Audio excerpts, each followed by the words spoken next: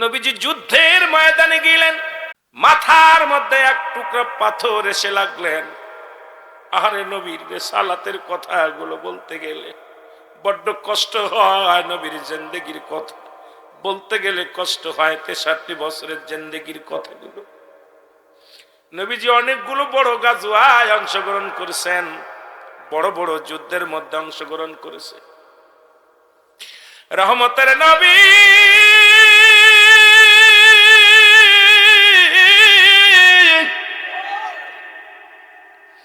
একখানা পাথরে সে হেলমেট ভাঙ্গিয়ে একটা লোহা মাথার মধ্যে প্রবেশ করলেন।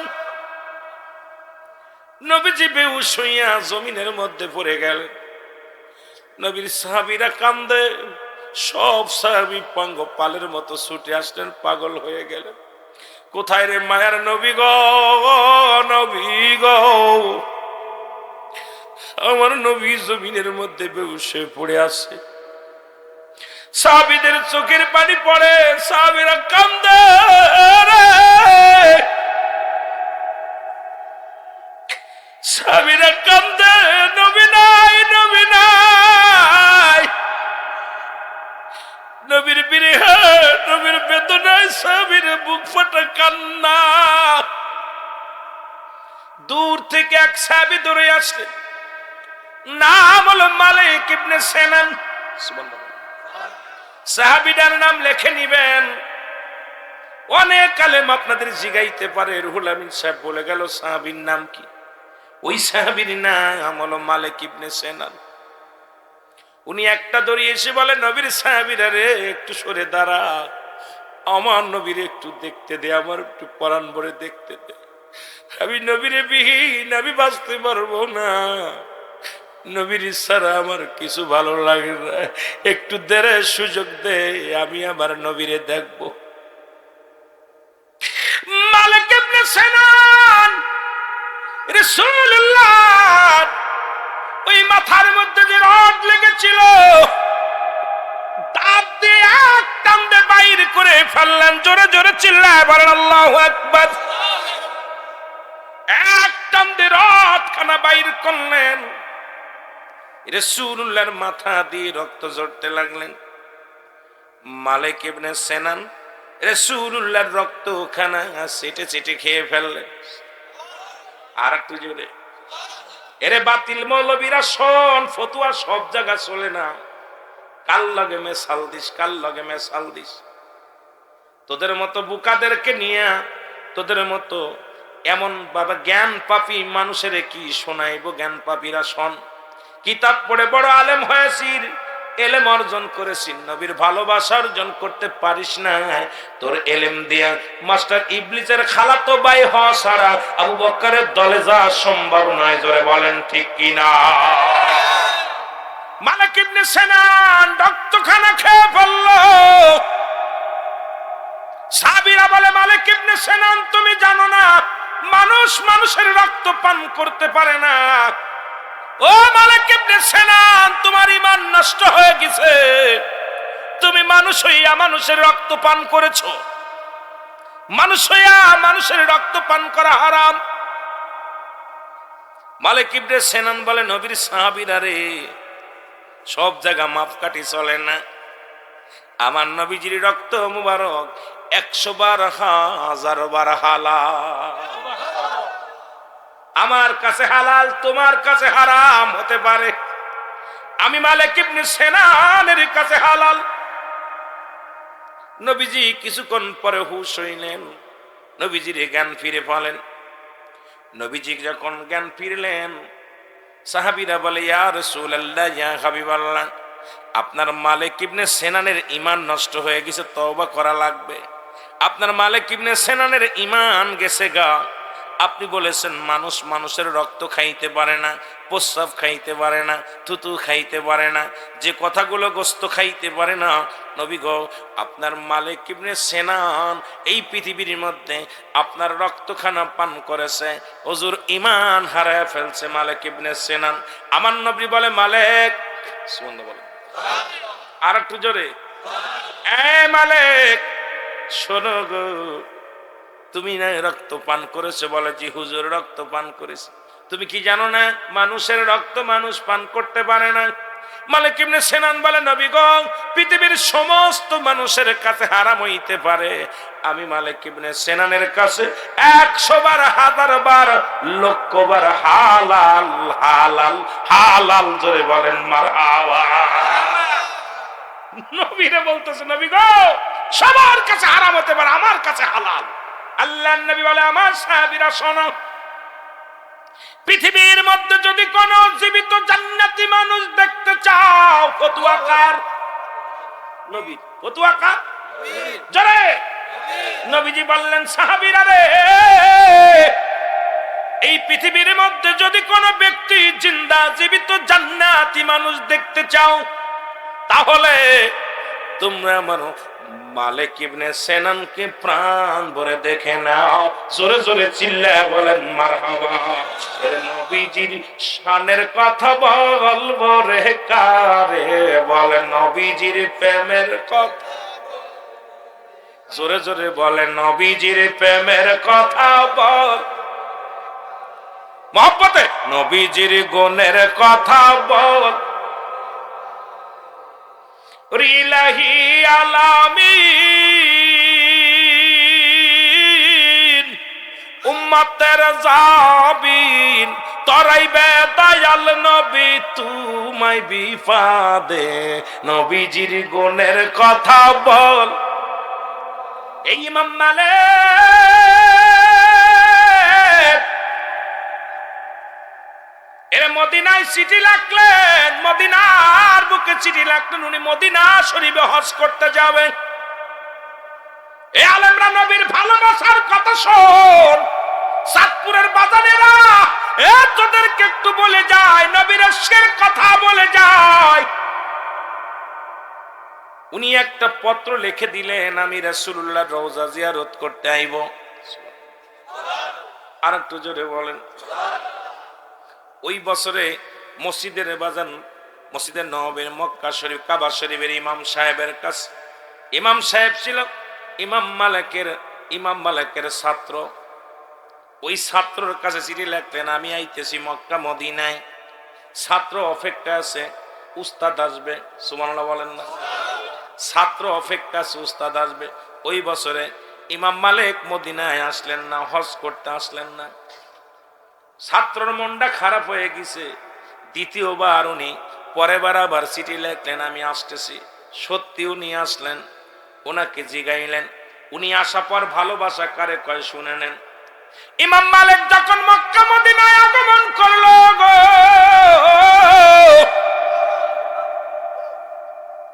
ওনার ছাত্র জিগায়, হুজুর আপনি তো গত বছর হজে আসার কথা ছিল, কেন আসলেন না? বলে, বাবা আমি কেন আসতে পারি নাই, শোনো, রাসূলুল্লাহ মক্কা মদিনার বুকে ঘুমায় আছে। আমি আগে ট্রেনিং করলাম যে আমার রাসূলের মক্কা মদিনার বুকে আমি পায়খানা করব না, প্রস্রাব করব না। আমি যে কয়টা দিন, আমি এই কয়টা দিন 40টা দিন, এ মুসলমান কেমন নবীর প্রেমিক শুনে নেন আলেমরা, এ বাতিলেরা শুনে নাও। উনি বললেন, আমি ট্রেনিং করেছি একদিন নয়, দুদিন নয়, এই গত বছর যখন আসবে 1 বছর ধরে আমি ট্রেনিং করেছি যে আমার রাসূলুল্লাহর মক্কা মদিনায় শুয়ে আছে, আমি আমার নবীর রওজা যেখানে, আমার নবী যে মাটির মধ্যে ঘুমায় আছে, এই মাটির মধ্যে আমি একটু থুতু মুবারক ফেলব না, আমি এই মাটির মধ্যে পায়খানা করব না, আমি প্রস্রাব করব না। যখন আমি ট্রেনিং এ সাকসেস হইলাম, এই বছর এই জন্য গত বছর আমি আসতে পারি নাই বাবা, আমি ট্রেনিং এ সাকসেস হয়েছি। আমার রাসূলুল্লাহর মুসলমান শুনে নেন, যে কয়েকদিন হজের মৌসুম ছিলেন, ইমাম মালিক একটা দিন পায়খানা করেন নাই, প্রস্রাব করেন নাই। কত ভালোবাসতেন আমার নবীরে, আমার নবীরে কত ভালোবাসতেন, সেই মাটিরে কত ভালোবাসতেন। আর তুমি 2 টাকার আলেম হইয়া 3 পাতা পড়েই ফাল মারো নবীর বিরুদ্ধে, কত বলো। তোমার মতো বেয়াদব শয়তানের খালাতো ভাই ছাড়া আবু বকরের দলের লোক কোনদিন হতে পারে না। জোরে বলেন ঠিক কি না? 45 দিন পরে মানুষ হজ করে ফেরে, আর 40টা দিন ইমাম মালিক পায়খানা করে না। এই মৌলবি, ফতুয়া কোথায় লাগাস, কিতাবাদি পড়িস? কয়দিন? 50টা দিন উনি প্রস্রাব করে নাই, পায়খানা করে নাই, কারণ আমার নবী শুয়ে আছে জমিনের মধ্যে, এই জমিনে আমি প্রস্রাব পায়খানা করবো। আমার নবীরে ভালোবাসতে বাসতে আমরা জীবন দিতে রাজি। আমার নবীর কাছে কোনো মাপকাঠি নাই, দুনিয়ার প্রেম নয়, রাসূলুল্লাহকে ভালোবাসি আমরা দুনিয়া আখিরাতের জন্য, আমরা দুনিয়ার জন্য নয়, আখিরাতের জন্য। যারা বলেন ঠিক কিনা? একদিন আম্মা জান পায়খানা করতে গেলেন, রাসূলুল্লাহ জরুরাত কাজে গেলেন।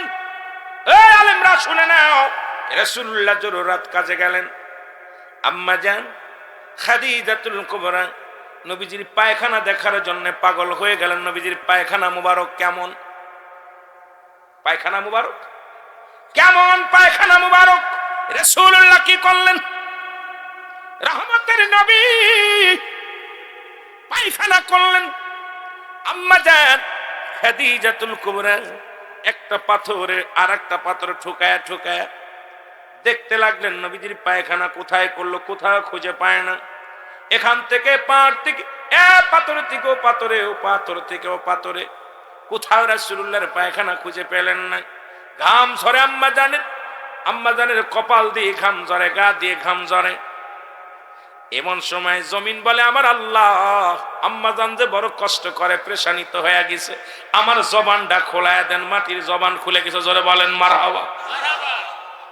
মাটির জবান খুলে ডাকতে বলে, হয় আম্মা জান আপনি কি খোঁজেন?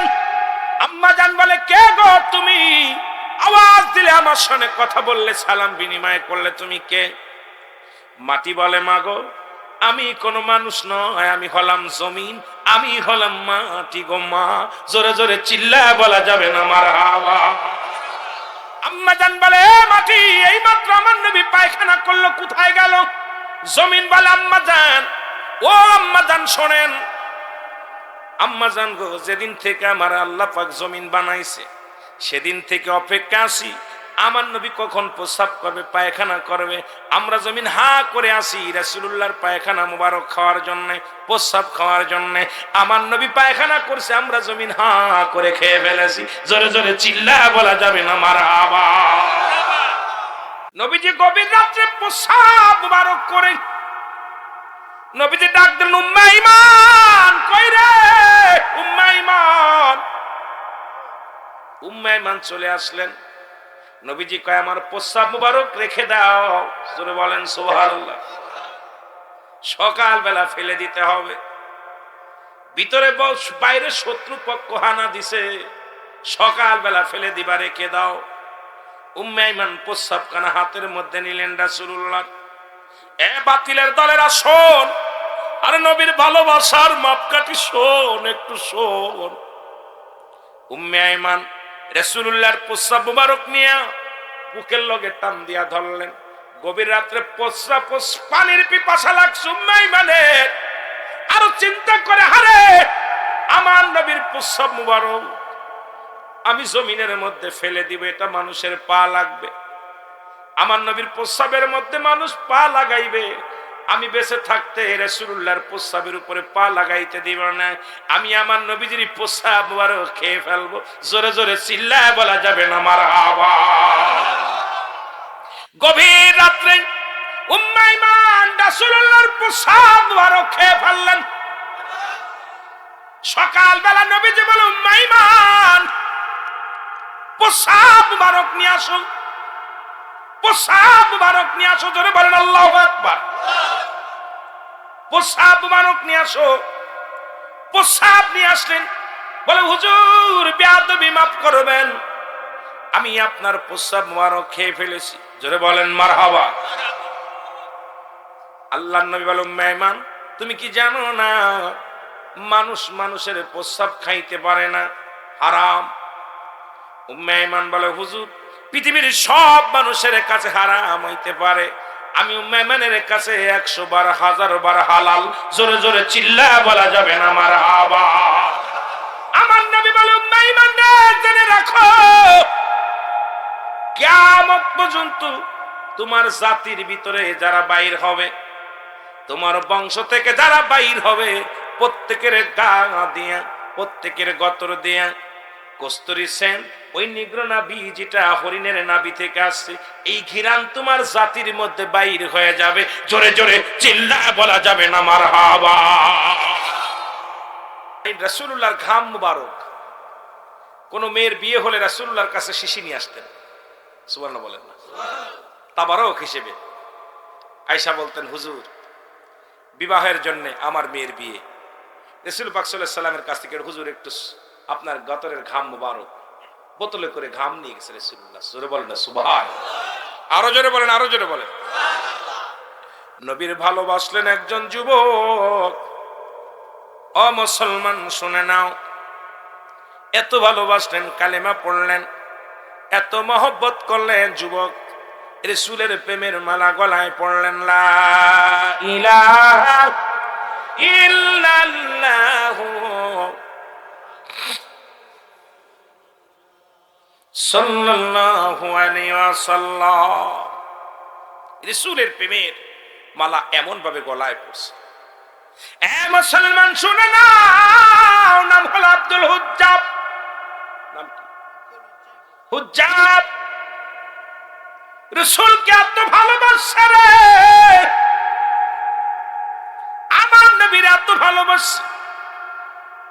হুজ্জাব কি করলেন? কালেমা পড়ার কারণে সাসায় বলে, বাতিজারে তুমি কালেমার অর্থ জানোনি? কয় না। কয় কালেমার অর্থ আমি শুনেছি, লা ইলাহা, নাই কোন ইলাহ, ইল্লাল্লাহু এক আল্লাহ ছাড়া, মুহাম্মাদুর রাসূলুল্লাহ সাল্লাল্লাহু আলাইহি ওয়াসাল্লাম আল্লাহর প্রেরিত রাসূল বা বান্দা হলো রাহমাতাল লিল আলামিন। জোরে জোরে চিল্লায় বলা যাবে না মারহাবা। চাচাই কয়, বাতিজারে কালিমার অর্থ হলো আজ থেকে তোর খানা বন্ধ। বাতিজা কয়, দিলাম খানা বন্ধ করে, তবু কালেমা ছাড়ব না। মারহাবা বলেন না।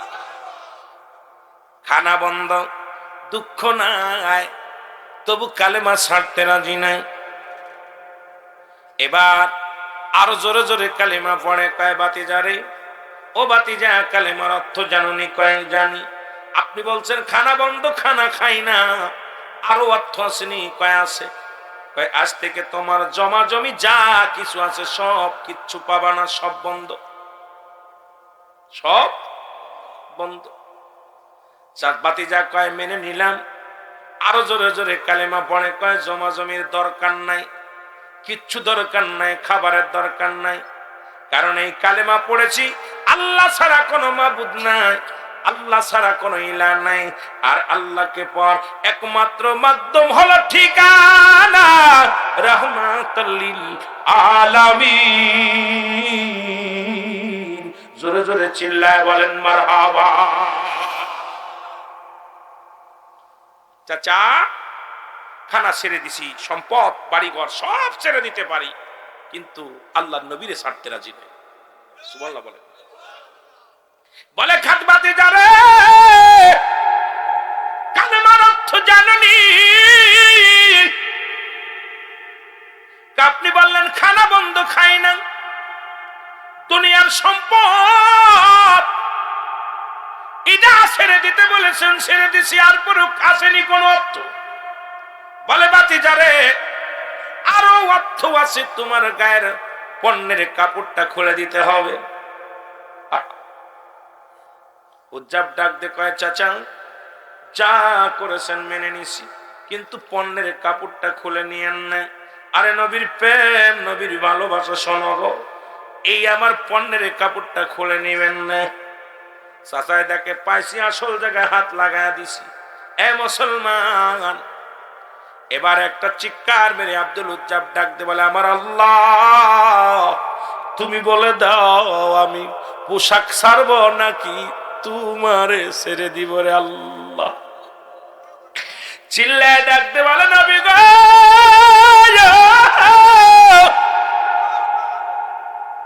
ও আমার আল্লাহ তুমি বলে দাও আমি পোশাক ছাড়বো নাকি ছাড়বো। ইলহাম আসলো হুজ্জাবরে, তুই আমার নবীর কদম ধর, শুন আমার নবীর কদম ধর, পোশাক ছেড়ে দে, 18 বছরের যুবক পণ্যের কাপড়টা খুলে দিছে, দিয়া তো শুরু করেছে আর বলে ইয়া রাসূল আল্লাহ ইয়া হাবিবাল্লাহ, বলো ইয়া রাসূল। পোশাক ছেড়ে দিয়ে দৌড়ে দিলেন, মায়ের কাছে চলে গেলেন। মাকে বলেন মা, মা গো। মা বলে কে রে বাবা? 18 বছরের যুবক উলঙ্গ অবস্থায় আছে, গায়ের মধ্যে কোনো কাপড় নাই। মা জননী দরজা লাগায় দিছে। যুবক বলে মা, মা গো, আমার আব্বার নাম অমক, আমার মা তুমি, আমার চাচার নাম অমক, আমার নাম হুজ্জাব। মা গো তুমি এক টুকরা কাপড় দাও আমারে। আর বিশ্বনবী রাহমাতের নবী রাহমাতুল লিল আলামিনকে ভালোবেসে ঘর ছেড়ে দিছি, পোশাক ছেড়ে দিছি, খানা ছেড়ে দিছি গো মা, একটু টুকরা কাপড় আমারে দাও গো মা। একটা টুকরা কাপড় যদি দাও, এই কাপড়টা লাগায়া চলে যাব আমি রাহমাতের নবী রাহমাতুল লিল আলামিনের কদমে। জোরে জোরে চিল্লা বলা যাবে না মারহাবা। রাহমাতের নবীর কাছে চলে যাব, ভিতর থেকে মা জননী এক টুকরা কাপড় দিলেন, ছুঁড়ে দিলেন, হুজ্জাব পণ্যের মধ্যে লাগাইয়া নবীর কদমের দিকে দৌড় শুরু করে দিলেন।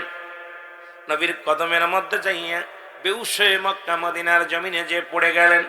সাহাবীরা নবীর কদমের মধ্যে হুজ্জাবকে নিয়ে যা গেলেন। হুজ্জাব যায় রাসূলুল্লাহর কদমের মধ্যে পড়ে গেলেন। নবীজি সব ইতিহাস শুনলেন। হুজ্জাবকে বলে হুজুর, আপনাকে ভালোবাসার কারণে আমি আমার খানা ছেড়ে দিছি, আপনাকে ভালোবাসার অপরাধে নবীগণ ধন সম্পদ সব আমি ত্যাগ করেছি, আপনাকে ভালোবাসার কারণে পণ্যের কাপড়টা পর্যন্ত আমি ছেড়ে দিছি, কিন্তু আপনাকে আমি ছাড়ি নাই। আল্লাহ আল্লাহ রাসূল, আপনাকে আমি আঁকড়ে ধরেছি নবী গো। নবী গো, আপনার কদম পাইয়া রে, আপনার কদম মুবারক পাইয়া আমি হুজ্জাবের জীবন ধন্য। আমার নবী বলে হুজ্জাবরে পড় লা ইলাহা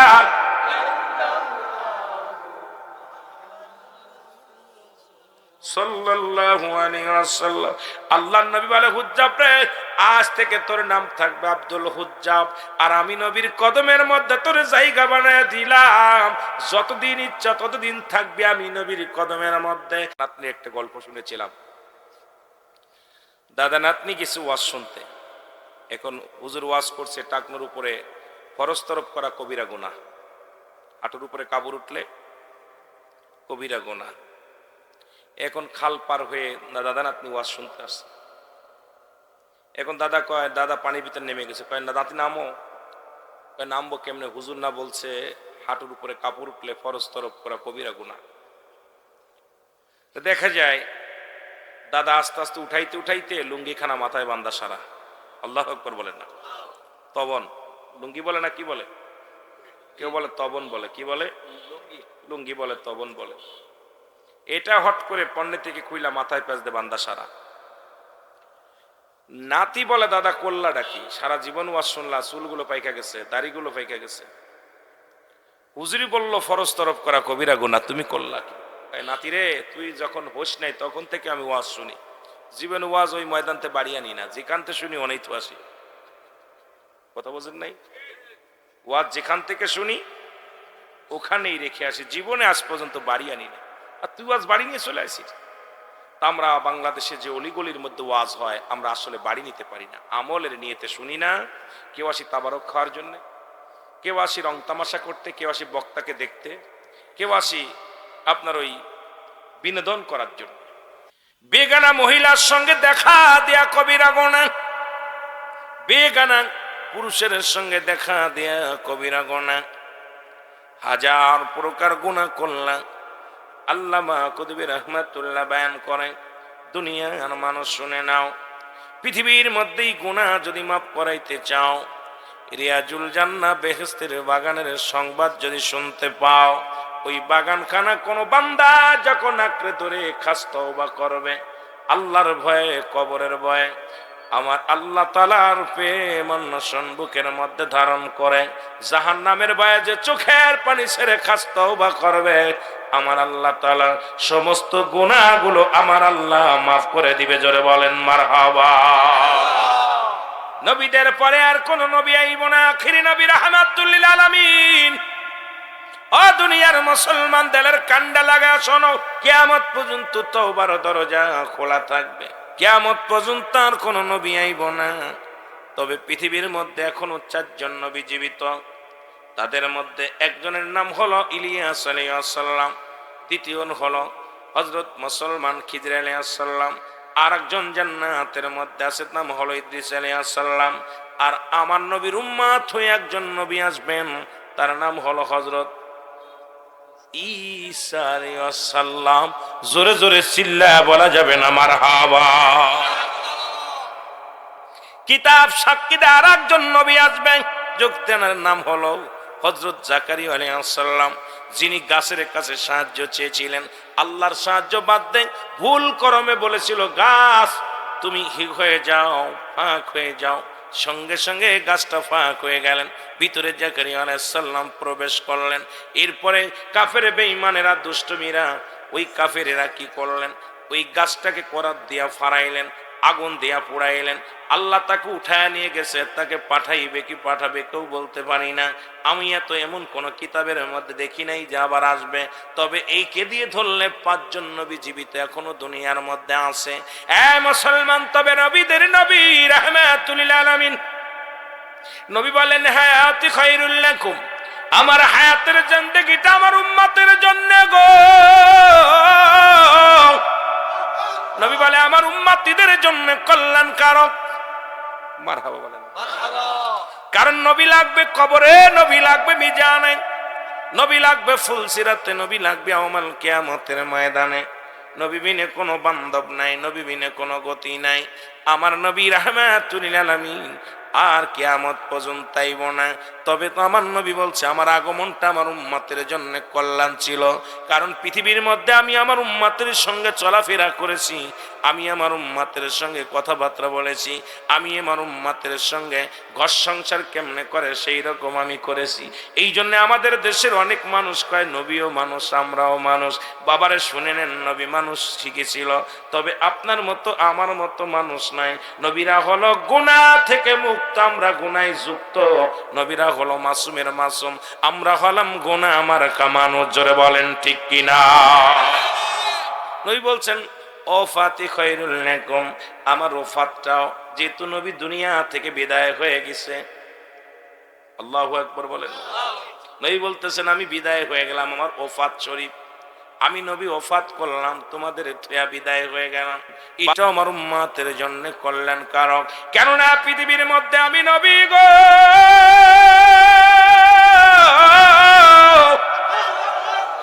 পৃথিবীর মধ্যে কোন উম্মত যদি ভালো কর্ম করে, আজকে যেমন মাহফিলের মধ্যে বসেছেন, আমার নবী ডাকতে বলে আমার মালিক ও আমার আল্লাহ। রফিকুল ইসলাম বেলু মিয়া ওই জান্নাতের বাগানে বসেছে, ভালো কর্ম করেছে গো আমার আল্লাহ। আল্লাহর দরবারে প্রশংসা করে আমার নবীজি। জোরে জোরে বলেন মারহাবা। নবী প্রশংসা করে আল্লাহর দরবারে। আমার উম্মতিরা ভালো কর্ম করলে, নামাজ পড়লে, রোজা করলে, হজ করলে, যাকাত দিলে, সৎ পথে চললে, সরল সঠিক পথে যখন উম্মতিরা চলে, তখন আমার আল্লাহ আল্লাহর দরবারে প্রশংসা করে রহমতের নবী রাহমাতাল লিল আলামিন। আবার যখন কোন উম্মত গুনাহের কাজ করে গো, আল্লাহর নবী বলেন সঙ্গে সঙ্গে আমি নবীজি আমার উম্মতের তরফ থেকে আল্লাহর দরবারে ইস্তেগফার করি, মাফ চাই। আল্লাহ ওই বেলু মিয়া গুনাহ করেছে, তুমি তারে মাফ করে দাও গো আল্লাহ। এই পৃথিবীর মধ্যে কে বা কার জন্য কান্দে? অন্যায় করে ছেলে মাফ চায় বাবায়, অন্যায় করে গ্রামের ছেলে মাফ চায় চেয়ারম্যান মেম্বার যাইয়া। এমন নবীর উম্মত হইলাম, ভুল করি আমি ক্ষমা চাই রাহমাতাল লিল আলামিন। জোরে জোরে চিল্লা বলেন মারহাবা। এরে সালাতু সালাম জানাই, সালাতু সালাম আপনার ও নবী গো। আমরা কবরে নবী লাগবে, মিজানে নবী লাগবে, ফুলসিরাতে নবী লাগবে, ইয়াউমুল কিয়ামতের ময়দানে। নবী বিনে কোনো বান্ধব নাই, নবী বিনে কোনো দরদি নাই। নবী বিনে কোনো উপায় নাই, নবী বিনে কোনো গতি নাই। জোরে জোরে চিল্লায় বলেন ঠিক কিনা? এই নবীর উপরে কোন ব্যক্তি একবার যদি দুরূদ পড়ে গো, তার আমল নামাই 10টা নেকি লেখা হয়ে যায়। জোরে বলেন মারহাবা। নবীর প্রশংসা কেমনে করব রে মুসলমান? নবীর প্রশংসা করে কিয়ামত পর্যন্ত করে শেষ করতে পারবো না। এই নবীর উপরে কোনো ব্যক্তি যদি একবার দুরূদ পড়ে, আমার আল্লাহ তাআলা 10টা গুনাহও মাফ করে দেয়। জোরে বলেন মারহাবা। এই নবীর উপরে যদি কোনো ব্যক্তি একবার দুরূদ পড়ে, সঙ্গে সঙ্গে 10টা পুরস্কার দিব ইয়াউমাল কিয়ামতের ময়দানে আমার আল্লাহ। জোরে বলেন মারহাবা। এই যে দুরূদ শরীফ পড়লেন রে মুসলমান, এই নবীর উপরে দুরূদ পড়লে খুশি হয় আমার আল্লাহ। এটা না ছিল যখন আকাশ জমিন কিচ্ছু ছিল না, তখনও ছিল নবী, ঠিক কিনা? আরো জোরে বলেন কে ছিল? নবী ছিল। না ছিল আকাশ, না ছিল বাতাস, না ছিল কোন দৃপ্তিময়, রাসূল তোমারই কারণে বিশালে ভুবনে আমার আল্লাহ জির পরিচয়। আরো জোরে বলেন মারহাবা। এ মুসলমান, তবে মুনাফিক যারা, তাদের ধারণা, আমি আজকে আয়াত শুরু করেছি মুনাফিকদের নিয়ে। আল্লাহ বলে আমিনান নাস, মানুষের মধ্যে মায়াকুলু, তারা বলবে আমান্না, তার ঈমান আনছে বিল্লাহি, আল্লাহর প্রতি, ওয়াবিল ইয়াউমিল আখির, আখিরাতের প্রতি বিশ্বাস স্থাপন করছে। ওমা হুম বিমুমিনিন, আল্লাহ কয় হাবিবরে, একদল বেঈমানের দলেরা যাবে, একদল মানুষ আপনার কদমের মধ্যে যাবে নবীকে ধোঁকা দেওয়ার জন্য। তৎকালীন জামানায় একদল বেঈমান গুলো যাইতো রাসূলুল্লাহর কদমের মধ্যে, নবীর কাছে যায় বলতো, নবী গো, আমরা আপনার দলের লোক, আমরা আপনার কওমের লোক, আপনার কথা মানি, আমরা মুত্তাকিন, আমরা মুমিন। আমরা কি বলেছেন আমার আল্লাহ নিজেই ডাকতে বলেন, হাবিবরে ওরা বলবে ওমা হুম বিমুমিনিন,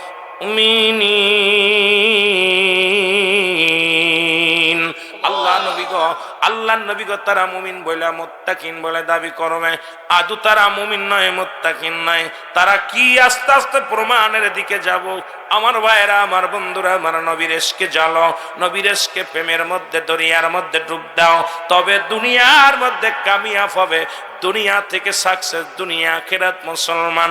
এই জন্য মানব জীবনের অমূল্য সম্পদের নাম ঈমান। ব্যক্তির জীবনের অমূল্য সম্পদের নাম হলো রূহ।